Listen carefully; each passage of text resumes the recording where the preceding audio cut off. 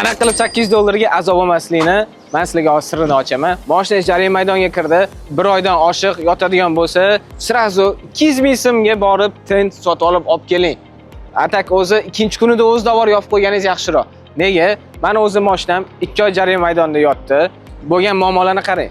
Vodniy kamin bo'lgan, quyoshda lakimi kuygan, polirovka keramika 300 dollar. Salon tarpetkalarim yog'i chiqib, uni kimchiga qilishim kerak 100 dollar. Agar kimchiga qilganimda ham ketmaydigan bo'lsa, boshqadan septirishim kerak bo'ladi. Bu ham yana qo'shimcha 100 dollar. Unga qo'shib tonirovkalarim ham kuyadi. Bu ham krugovoyga zo'rini qildiraman desam 200 dollar bo'ladi. Umumiy 8 dollarga tushmasligi uchun akalar sizlarga maslahatim tent yopib qo'yinglar. O'zingizlar qilgan mashinangizga mehrni saqlab qolasizlar. Atiga 200 ming, 300 ming atrofidagi narsa bilan mashinangizni qutqarib qolasiz. Aytgancha, uni keyin siz yana dars ishlatishingiz mumkin. Chet elga safarga ketganingizda mashinangizni ustidan yopib ketishingiz mumkin. Zarar qilmaydi. Mo'ykadan keyin ham yopib qo'ysangiz, mashinangiz chang bo'lmaydi.